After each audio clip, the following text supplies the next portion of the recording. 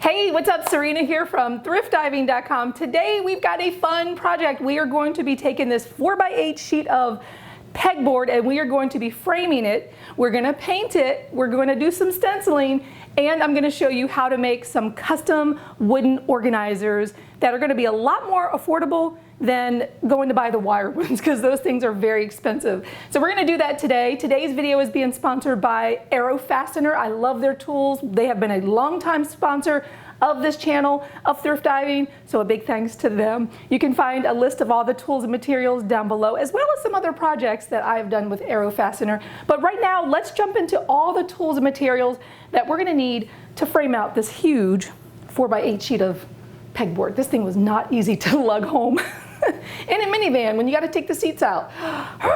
Anyway, let's jump into this project right now. To save money, I definitely recommend that you get the 4x8 sheet of pegboard and get the one that's coated in white top coat. It's going to paint better. Now, remember my family room makeover? I loved that pink accent wall, so I'm going to be using that same abalone shell, and we're also going to be using the Arrow Fastener PT18G brad nailer with a compressor. And don't forget, if you are cutting, you can use a jigsaw, but I love my track saw, have to admit it, so I'm going to be using that for speed. And also, we're going to need some boards. Now, this is leftover boards from when I did my closet makeover, but you're going to need some pine boards and also some 1/4-inch boards as well. So 3/4 inch and 1/4 inch boards. The entire material list you can find down below in the blog post. There's a lot of little odds and ends that you need, but a couple other things that we're going to be using, of course, is the 1/4 inch plywood. We're going to need this to make the organizers. And guess what? We've got removable wallpaper that peels. I love it. And we're also going to be using this gorgeous stencil. I bought this probably a year ago and I never used it. So to get started, we're going to do 2 coats of the abalone shell paint.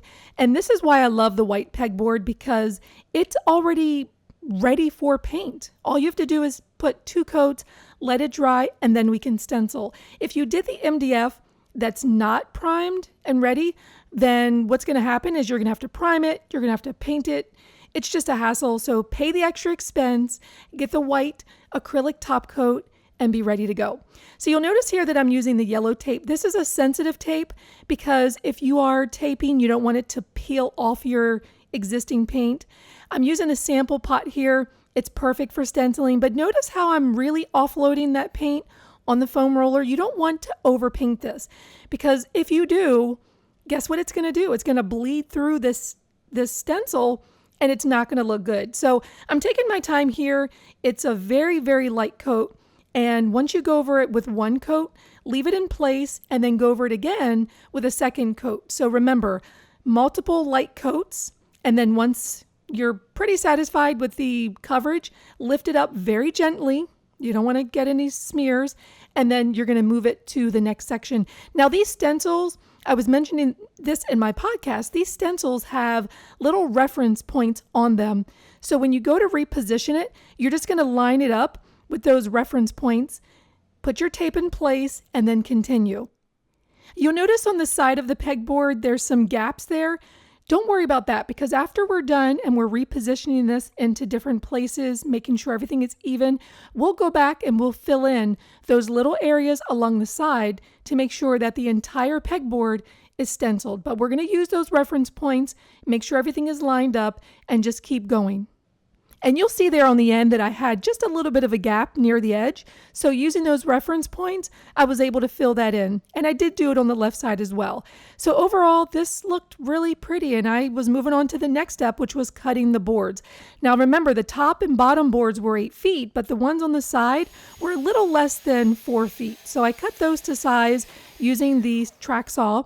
But remember, you can use a jigsaw for this, and if you don't know how to use one, look down below. There is a full tutorial on how to get started with using this tool. Now, because I'm using some scrap wood from my closet makeover, I didn't want any of this plywood to show. Even though I was going to be painting this, I still wanted it to be a nice, smooth edge. And so I did edge banding on all the pieces, which is covering up the raw edges. But if you're using pieces of pine, you won't have to do this. This is just an extra step, but I'm just showing you what I did to my scrap wood just to make sure that it was ready to go. So once that had edge banding, I used some furniture paint and a roller, just because it was a lot quicker, and applied that. I didn't like that the roller made it feel a little too much texture, so I did sand that down a little bit and just did another coat.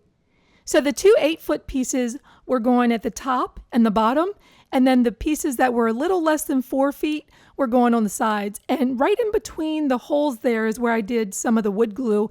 Clamp that in place, let that dry a little, and then it was time to use the Aero Fastener PT18G brad nailer to secure it in place. This is a pneumatic brad nailer, so you do need an air compressor, and this is the same one that I use for my upholstery projects when I'm using the stapler, and it's really easy to load, and it can take brad nails up to 2 inches, but as small as 5/8 inch, which we did use for this project. So for this part, I'm actually using 1 inch brad nails, and I noticed that they were just a little too long, but the 3/4 inch were a little too short. So I'd much rather have it be a little too long than too short. That's okay, because this is going to be on the wall. No one's going to see the little part hanging down below. But I put the brad nails about every 8 to 12 inches, secured that with clamps and glue as well, and then also did the same for the sides. And here I actually had to trim it a little because I'd cut it a little too long. Remember, it's always better to be a little too long than a little too short. You can always trim, but you can't add anything to it. So once that was in place, it was time to move on to the next step. I used some wood filler to fill all those holes in the gap, and then when it dried, I sanded it down and added another coat of paint. So the next step was to use this beautiful wallpaper. It's removable, and I bought it about a year ago but never used it, and I thought this would be a great idea to cover these pieces of wood to make some custom pegboard organizers. So you'll notice here that I'm cutting about a 1 inch border around the piece of wood. There's 5 pieces. You can find all of the information about this in the blog post with the sizes, but you'll see that I'm adhering this, and then I'm going to push on it to make sure it's secure. Then use your scissors and cut just a little piece, like a little triangle, off of each side. Once you've trimmed those pieces, then you're going to use your fingers and just pinch right along the edge of the corner. And when you do that, it's going to bring those pieces together. So you're going to want to do that for each of the 4 corners. And I really practiced on one of the pieces first in order to figure out, okay, what's going to be the best way to cover these? And I was surprised. This actually stuck pretty well to the board and didn't come off. So when you've pinched all the corners, you'll go ahead and fold in the sides, and it's pretty sticky. It's not permanent, but it's pretty sticky, and you'll see here that I'm just using my thumb to smooth that out. You don't want any bubbles or any, parts that are real wonky. So once you've done that, use your scissors and just trim those little pinched areas. Don't trim too close, but what this will do is give you a nice finish, but you still need to add another piece, which is going to be slightly smaller, to the backside, because remember, we don't want anyone to see the wood, but we want to have that strength and structure of the wood. So we're going to cut that a little smaller and just cover up those raw edges. So when you're done with that and you do all the pieces, you will have a stack of beautifully wrapped wallpaper pieces of wood. This is the fun part. They look like little presents. But before we actually start assembling, let's drill the holes. Now, if you're not putting wallpaper, not decorating them, we're going to go ahead and put a sacrificial board underneath and drill 2 holes at the top, because remember, this is how we're going to hang these on the pegboard. And we're going to use a brad point drill bit. This is so we get a nice clean hole. And even if you've wrapped your pieces in wallpaper, you can still drill and it'll go through and it's not going to ruin your wallpaper. So don't worry, go ahead and drill now, because it's much easier to drill when it's not assembled than when it's assembled.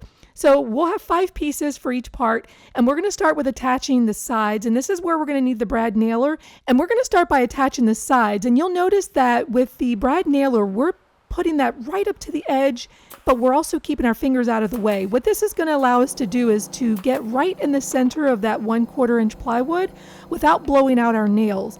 Now, blowing out your nail is basically when it comes through the board and you can see it on the other side. You don't want that to happen. So very, very carefully shoot your nails close to the edge, but be mindful of where you're shooting so that it doesn't go through your board and ruin your project. So you'll see here we've got the sides attached, and now we're attaching that to the back. We're going to do that along the edge and just make sure that your sides are aligned. Sometimes it can get a little wonky and something will be out of place, but you'll see here that I'm keeping things aligned while keeping my fingers out of the way. Now typically when we're using a brad nail on wood, we can use wood filler and go back and just make those holes disappear, right? Well, with this, there's no way to hide those nail holes, but what I found is that because of the patterns of the wallpaper covering the wood, it wasn't really easy to see the brad nails. They're pretty small, and I think they weren't distracting and didn't ruin the project. But I did run out of nails, so I had to reload very quickly. And again, I'm using actually 5/8 inch nails for this. So everything looked pretty good, and then it was time to put on the top, and I was surprised that these turned out as well as they did.